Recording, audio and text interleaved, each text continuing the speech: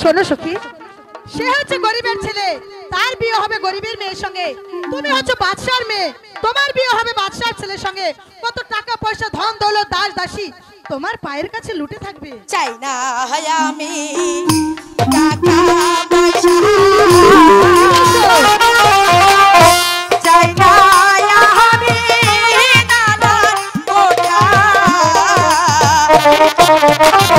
চাই না আমি দাসী আরো কাহারি।